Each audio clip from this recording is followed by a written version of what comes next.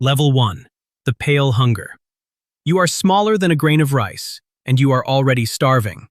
Your cell is 6 millimeters wide, the diameter of a pencil eraser. That is your entire world. 6 paper walls, wet with chewed wood pulp, pressed so close you can feel the grain of them without moving. You cannot move. You have no legs, no eyes, no say in anything that happens to you. You are 3 hours old, and you are already the most vulnerable thing alive. You didn't choose this cell. A worker picked the spot, shaped the paper, and a queen dropped one fertilized egg into it. You. Out of the thousands of eggs laid this season, most won't make it. Fungus. Cold. A bad cell. A colony that collapses before summer. You are already a survivor, and you don't even know what survival means yet. The first mouth arrives. A worker, 14 millimeters long, presses a bolus of chewed caterpillar paste to your soft lip. You take it. You have no choice but to take it. This will happen roughly 200 more times before you are ready to pupate. 200 feedings you cannot ask for, cannot refuse, cannot even see coming. You feel the vibration of thousands of feet on the comb above you. The whole nest hums at a frequency you cannot name. It is the only sound the world has ever made. You are 0 days old. You weigh less than a dewdrop. Every calorie you will ever have as a larva will come from a mouth that is not yours. You think you know what you're signing up for. You don't. Level 2. The newly born. You chew through the silk cap. It takes 4 minutes. The cap is thin, maybe 0.3 millimeters, but your mandibles are soft and your whole body is still pale, the color of old candle wax. 4 minutes of grinding until the seal tears and the world rushes in all at once. Light, heat, the chemical roar of 3,000 bodies living at full speed 6 inches from your face. You grip the cell rim with legs you've never used before. They work. That surprises you somehow. The nest hits you at 350 hertz. You felt that hum before, through the cell wall. Now you feel it in your thorax, your joints, the roots of your antennae. It will never stop. You will carry this frequency in your body for the rest of your life like a second heartbeat. For the next 90 minutes, you are soft. Any worker that decides you are weak, wrong, or surplus can end you here, and sometimes they do. You stay still. You do not know why you stay still. You just do. The first pheromone hits your antennae within 30 seconds of emergence, then a second, then a third. Each one is a rule. Worker caste, obey. Nest boundary, here. Queen, above. You don't decide to accept these rules. Your nervous system accepts them for you before you have finished your first breath as a free body. The colony is writing itself into your brain faster than you can form a single original thought. You think you just hatched. You didn't. You were claimed. Level 3. The first soldier. The entrance tunnel is 4 centimeters wide. You know this because your body barely fits. Your first orientation flight lasts 11 seconds. You spiral out, face the nest, spiral back. Then you do it again. Then again. You are burning the entrance into your memory like a photograph. By the 4th loop, you have locked in the angle of polarized sunlight, the silhouette of a split birch trunk 12 meters left, the dark gap under a root 6 meters right. You don't know how you know these things. You just know them. On day 1, you stay within 50 meters. You follow the scent trails the older foragers have already laid. You find nothing. Day 3 is different. You push 200 meters out, past the birch, past the root, into open air that smells like nothing the nest has ever given you. It's enormous out here. It's also very quiet. You find the caterpillar on a bramble leaf at 9 a.m. It's fat, green, about 22 millimeters long. It doesn't see you coming. Your mandibles close, and you learn something about yourself in under 3 seconds. You are strong. The body separates. Clean. The caterpillar curls once and goes still. You have never felt anything like this. You carry a 14 milligram piece back the full 200 meters without stopping. You navigate by the birch trunk, by the angle of the sun, by something that feels like certainty. You walk it into the nest. A larva takes it from your mandibles. That's it. That's the whole thing. and it's the best you have ever felt. Deep inside your abdomen, 3 follicles that were supposed to become eggs have quietly dissolved. The queen's pheromones did that weeks ago. You don't notice. Level 4. The proven worker. You know the route now. Not just one route, 7. You can hit the aphid cluster on the oak limb 340 meters northeast, the spider cache under the fence post, the soft wrought wood source by the creek bank, and be back before the sun has moved a hand's width. You fly clean. You fly fast. Your body has stopped wasting motion. The nest notices. 3 older workers move aside when you enter the comb zone. Not dramatically, just they move. You are handed a strip of pre-chewed fiber, and you know exactly what to do with it. You press it flat with your mandibles, work the moisture through, and lay it down against the cell wall at an angle your body calculates without asking you. Hexagonal.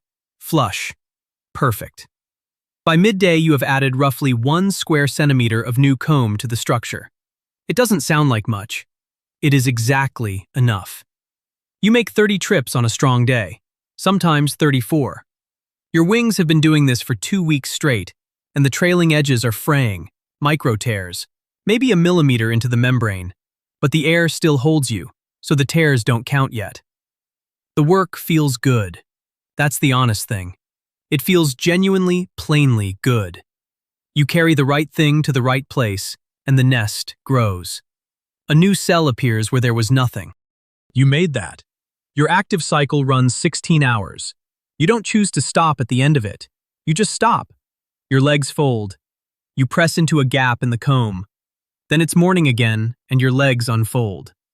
The nest didn't pause while you were still. It never does. Level 5. The Guardian.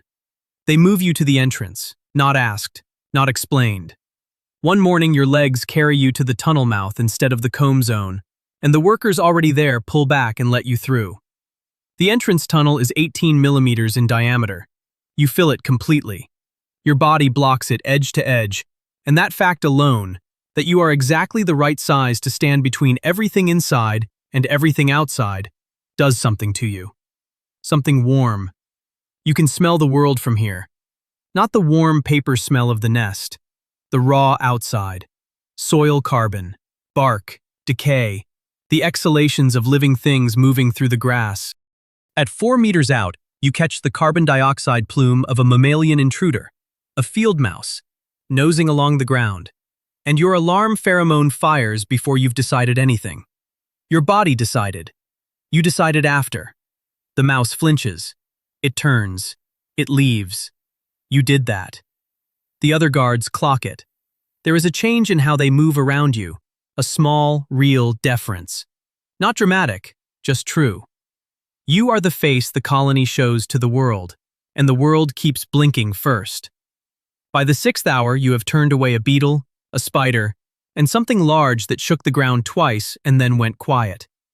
Each time the pheromone fires, each time the intruder reads you correctly and retreats, there is a pulse of something that is as close to pride as your body knows how to make. You sting the spider. You don't hesitate. The venom gland empties in under a second. It begins refilling immediately. Your body logs the firing, the way the nest logs a completed cell. Clean, efficient. No ceremony. The gland will be full again in minutes. You'll use it again before the day ends. You already know this. It doesn't feel like a cost yet. It just feels like the job. Level 6, the elite. You made it. The nest weighs 1.5 kilograms and hangs 3 meters off the ground in the eaves of a garden shed. It is the size of a basketball. It is paper and spit and 6,000 lives, and your pheromone signature runs through all of it. Workers touch you as they pass, not randomly, on purpose. They read you the way the nest reads itself, checking that the signal is right, that the center is still holding. It is. You are. On your best day, you complete 14 foraging trips between dawn and dusk. 11 kilometers covered. You know the linden tree 200 meters east. You know the rotting fence post with the beetle larva inside. You know the gap in the hawthorn hedge where the wind drops and the flight path opens flat and fast.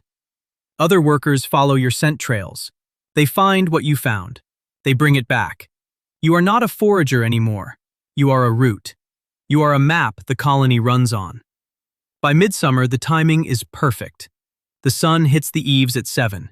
You leave at 7. You are back before the heat peaks. 14 trips, 14 returns. You have never failed to come back. There is no better version of this day. You know that without knowing how you know it. The shed wall is warm under your feet at dusk. The nest hums at a frequency that means full, fed, strong. You are part of that sound.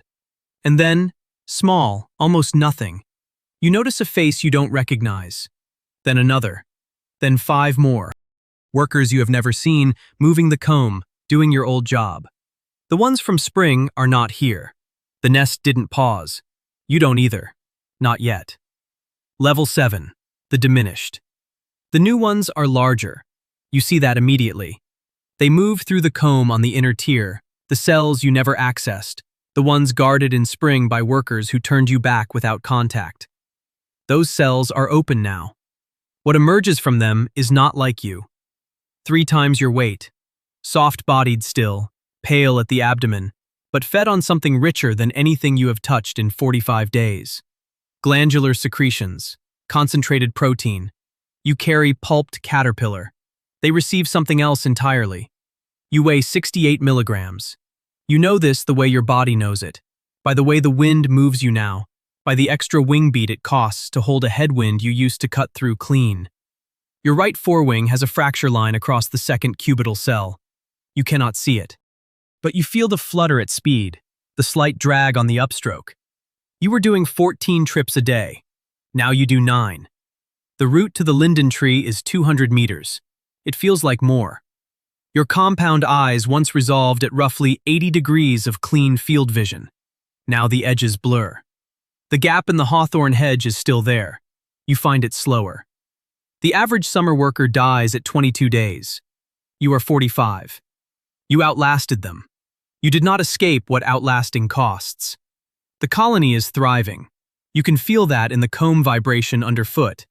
6,200 individuals now, up from 6,000 last week. More brood. More queens developing. More males. The nest is doing exactly what it was always going to do. You built the roots that fed the workers, that raised the queens that will carry this colony's genes into next spring. You are not in that future.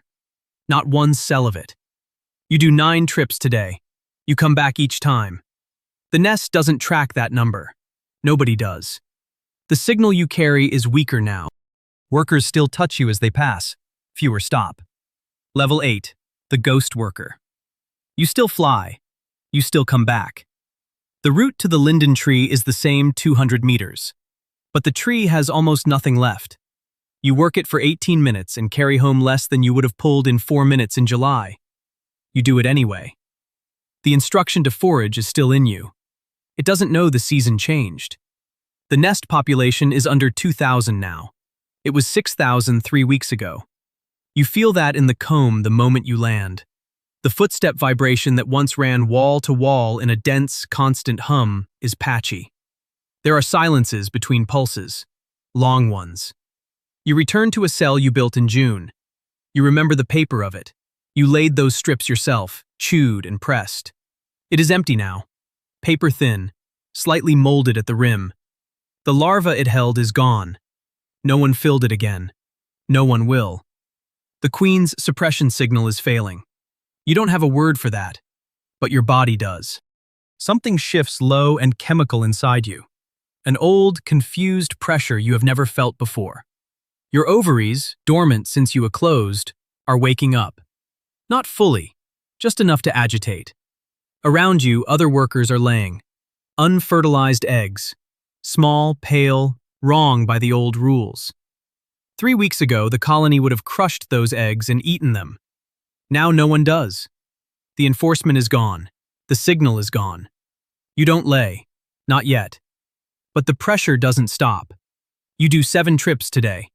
The route feels longer than 200 meters. Your forewing fracture pulls on every upstroke. Workers pass you in the corridor without touching. One stops briefly, reads your surface, moves on. You carry nothing she needs. You built this place. 600 cells. 45 days of your body. The nest doesn't know that. It never did. Level 9. The last flight. The queen died sometime in the night. You know it the way you know everything, not in your mind, but in your surface. The signal that has run beneath every hour of your life is gone. Not faint, not failing, gone. The chemical voice of the colony, which has been your entire inner world since the day you eclosed, has stopped. What is left is silence. You have no word for it. There is no wasp word for it. The temperature outside is 8 degrees Celsius. Your flight muscles need 10 to sustain a full wing beat. You know neither of those numbers. Your body knows both. The nest that 6,000 animals spent 6 months building sits around you. Still, the comb is real. The paper is real. You laid 600 cells of it yourself. And it is completely empty in a way that has nothing to do with winter. It is empty because nothing will ever be put back into it. No egg, no larva, no queen, no signal. The entrance, guarded every hour since April, is open. No one is standing there. You walk to it and no one stops you. You leave. Not for food. There is no food left worth the flight. Not for the nest. The nest is already gone in every way that matters. You leave because staying is no longer something your body knows how to do. The cold hits your thorax immediately. Your forewing fracture catches on the first upstroke. You climb anyway, 3 meters, 4, unsteady, slow. The linden tree is 200 meters away. You don't go toward it. You don't go toward anything. Below you, the nest is a gray paper dome in a dead hedge. In 72 hours, no wasp will be inside it. None will ever return. You fly until the cold makes flying impossible. Then you stop. Level 10, the paper monument. You are gone. But the nest is still here. It hangs in the corner of the shed all through November, all through December. The shed door is warped, and the gap at the bottom lets in a thread of cold air, and the nest turns slowly on the one strand of gray paper that anchors it to the rafter. No one built that anchor to last. It lasts anyway. By January, no wasp alive on Earth has any memory of building this thing. The structure is 58 centimeters across. It holds over 15,000 individual cells, each one chewed, shaped, pressed, and dried by a body that is now gone. No architect drew it. No foreman checked it. Not one animal ever saw the whole shape from the outside. You certainly didn't. You built your section, 600 cells, the southeast face of the 4th tier, and you built it from the inside, blind to the cathedral you were making. 50 queens from this colony made it in October. 47 of them are alive right now, tucked into wall cracks and hollow logs within 400 meters of this shed. They are not thinking about the nest. They are not thinking about anything. Their bodies are running at a temperature just above freezing, and the only job their blood is doing is keeping them from becoming ice. In March, one of them will crawl out. She'll be 300 meters northeast, under the loose bark of a beech tree. She'll start alone. Her first cell will be the size of a fingernail. She will have no memory of this shed, this rafter, this gray paper dome that took 6,000 animals 6 months to build. She will begin as if nothing came before. The monument outlasts the memory of itself by exactly the length of one winter. That is all. That is everything. She emerges into April light, thorax trembling, wings still papering with moisture. She cannot yet know that she will build a dynasty from her own body's secretions, nor that each daughter she raises will be programmed to die for her.